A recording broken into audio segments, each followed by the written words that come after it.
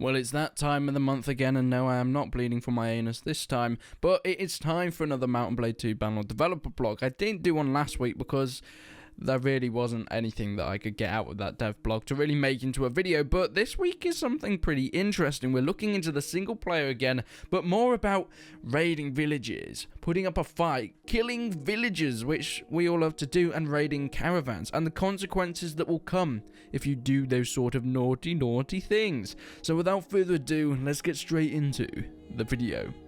Of course, a lot like Warband, you're able to do a lot of these hostile actions when you go to villages, and sometimes castles and sieges and things like that, but just as in real life, they have their consequences. So, what are the things that you can actually do in Bannerlord in terms of hostile actions against villages? Well, once again, you can raid them. We did quickly go over this. When you're going through someone else's territory, you can actually set some of your militia and troops to go raiding, which they'll do automatically. Once you initiate these raids on neutral or enemy villages, they'll go around stealing things from the villagers, like food and luxuries and I don't know about children, but that would be quite funny. Once you dispatch these militia to go and raid, of course, like I said, they'll do it all automatically going around the world map, and over time the inventory of the villages that they start raiding will be transferred into your party, which then goes into the shared party pool, which we discussed in a previous developer blog.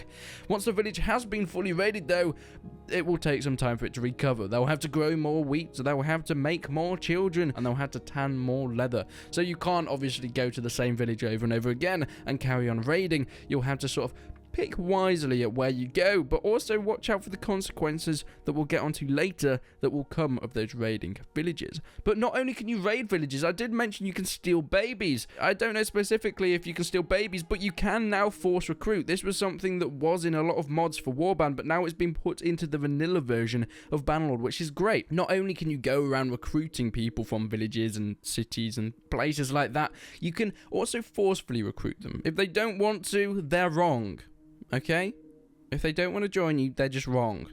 So you now can force them to join your army. Of course, they can resist, which means that you can go and kill the villagers if you choose to, or you can just back down and just go, alright, okay, you can stay with your sheep. Saying that though, forcefully recruiting villagers and ripping the fathers away from their mothers, sons, dads, dogs probably isn't going to make them like you anymore, so you might want to think about that. Not only can you forcefully recruit people, but you can forcefully take supplies. Forcing supplies from villages is not as aggressive as raiding. It's not going to make you as hated as going and raiding a village, which sort of makes sense, but you basically go into their village, you go into their pantries, and you go and steal all their cheese, their butter, and everything throughout there. But as I mentioned, it's not as bad as raiding, which means that people aren't going to hate you quite as much, but it does mean that you're not going to get as much stuff than if you were going to go and raid that place instead.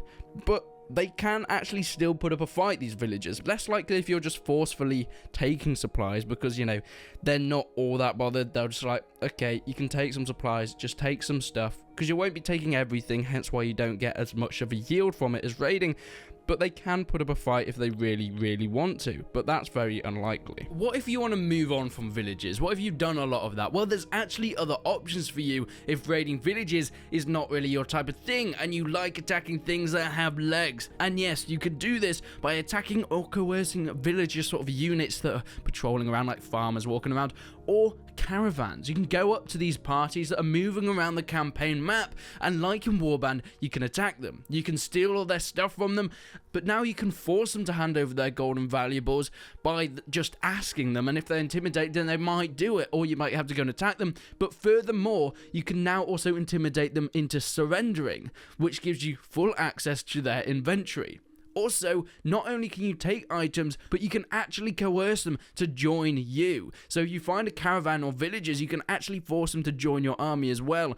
Or maybe if you're very persuasive, that could be something that you could look into doing as well. But as I said, taking items from people is not as bad as outright attacking. A bit like raiding a village, forcefully taking stuff from the village isn't quite as bad, and it's the same with caravans and villager parties. If you go around attacking people, their faction are not going to be too happy with you, and they're not going to be too happy with you, but then again, a dead person can't complain, than if you were just stealing a few things. So stealing a few things isn't too bad, it's not going to have too many knock-on effects, but what about the consequences for these worse hostile actions? I mean, a lot of these criminal acts that you do around can have some pretty bad knock-on effects if you don't think about where you're doing it and who you're doing it to. If you're doing it within a hostile area or a neutral place, that faction's relations to you is going to go down quite a lot. If you're a vassal of your own place, your reputation as a whole kingdom is going to go down rather than you individually. Throughout this, people can declare war on you if they're really annoyed at you, or they can just send people to try and arrest you, things like that.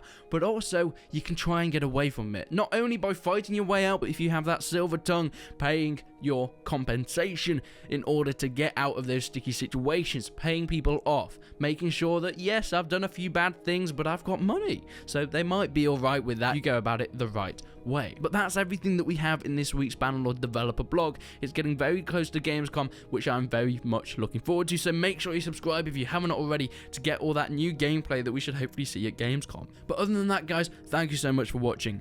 Make sure you leave a like on the video, and make sure you go and check out my other videos on Mordhau and Mount & Blade if you haven't already. But until then, I will see you in the next one.